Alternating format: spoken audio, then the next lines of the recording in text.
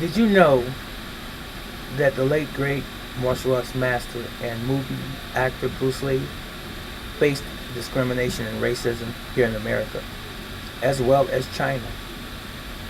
You might say, well, how so in China? Well, there was a well held belief that Chinese should never teach non Chinese martial arts by many of the elders in China. It was taboo to teach martial arts, kung fu, or whatever you want to call it, to anyone that was outside of China.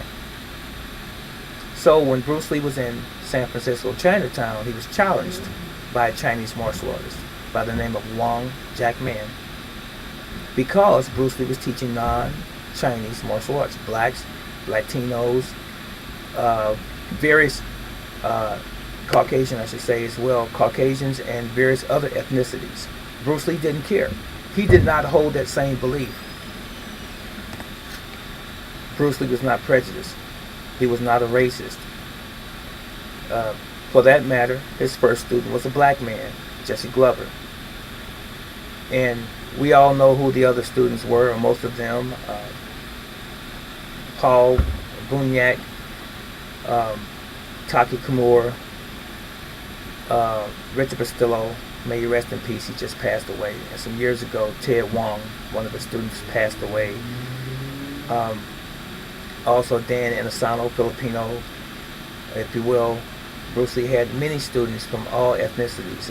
Another black student that Bruce Lee had was the popular Kareem Abdul-Jabbar, NBA star, Steve McQueen, the actor, James Coburn, the actor.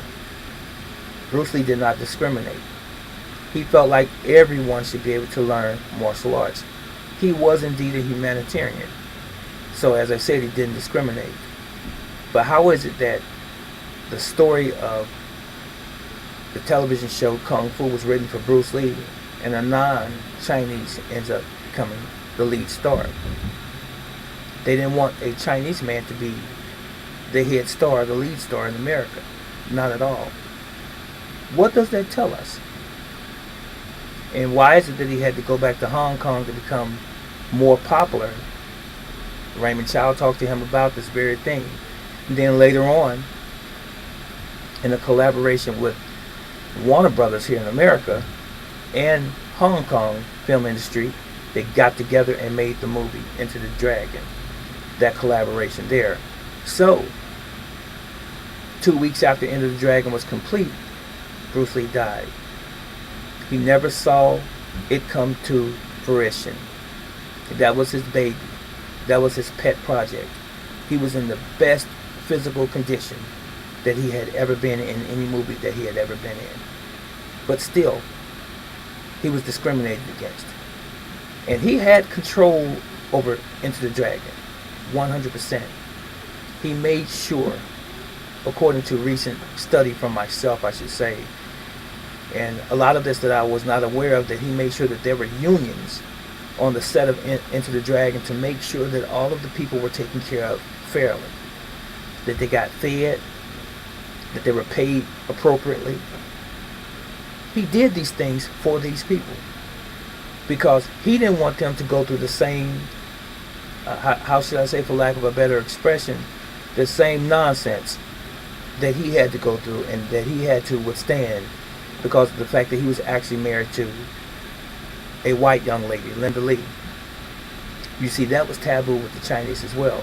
You couldn't marry outside of your race, so to speak. But as Linda Lee said, Bruce Lee had an expression, and I may not be quoting it verbatim, but he said, "We're all the same under heaven, under the sky, one human family." That's probably just my way of saying the same thing, but I'm in the ballpark. We are all God's children. We are all God's family on this earth. It is only us that differentiate. Now, notwithstanding the fact that we do have various cultures because of where we're located geographically and historically, but we should still love each other the same. Maybe I have two messages here, or maybe even three. You decide. But anyway, the premise of this video was based on the fact that Bruce Lee was actually not just a martial arts star, but he was a humanitarian, and he was also someone who had experienced racism, not only in his own country on some level, but in America on a greater level. This is Brother Teacher. What do you think?